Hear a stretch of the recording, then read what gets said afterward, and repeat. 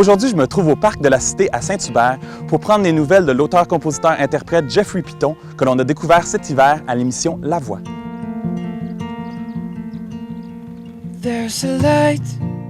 Salut Jeff! Salut Martin! C'est cool de t'avoir ici aujourd'hui. On va parler un peu de tout. Tu as fait La Voix il y a quelques mois de ça. Tu as été choisi par les 4 juges pendant tes auditions à l'aveugle. Tu t'es rendu en quart de finale.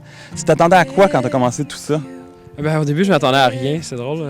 J'étais arrivé là avec aucune attente. Je me disais, tant mieux s'il y en a un qui se retourne. Puis, je capotais. C'était vraiment une expérience incroyable. Tu as choisi Marie-Mé. Tu as dit souvent, elle a vécu le même genre de truc que toi. Elle a fait Star Academy il y a 10 ans. Puis, ensuite, elle t'a invité à chanter 3 Centres Bell, un Colisée. Ça a été comment de faire ça avec elle? C'était l'expérience d'une vie, en fait. Chanter devant autant de personnes en même temps, puis 3 soirs de suite. J'aurais jamais imaginé faire ça de toute ma vie. Fait que non, je suis pas mal content de mon pic.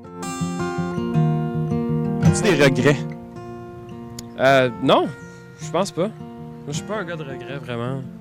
T'assumes ce que t'as fait? Ouais, je regrette. Il y a une chose que je regarde dans ma vie, c'est en 3e année de primaire, quand j'ai lancé une roche dans une vitre d'école. Je me suis fait pogner. C'est comme la pire affaire que j'ai faite de ma vie. Donc les enfants, on ne lance pas de roches dans les vitres d'école? Ouais, c'est vraiment ça. Qui est la personne dans ta vie qui est la plus importante, puis pourquoi? Wow!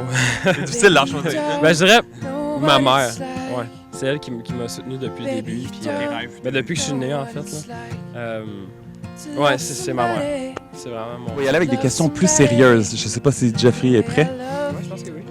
Si je te donnais un éléphant, où est-ce que tu le cacherais? Dans le frigo. Hey, c'est une bonne réponse, j'y avais pas pensé. Ouais. Si t'étais un biscuit, quelle sorte de biscuit serais-tu? Facile. Beurre de pinot, mais avec les petites marques de fourchette, comme ça. C'est quand même... Faites maison un peu. Tu y as pensé, hein? Ouais, non, c'était instantané. Là.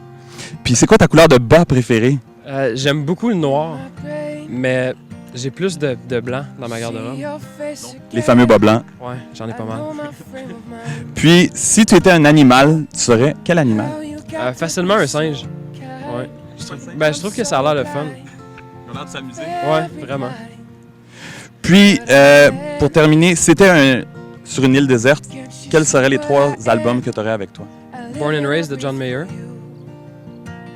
N'importe quel album de Coldplay. Puis probablement le plus récent d'Al City. Merci beaucoup, Jeffrey. Puis comme dirait ma grand-mère, je te souhaite de la santé et beaucoup de succès dans tes projets. Merci beaucoup, Martin, c'est gentil.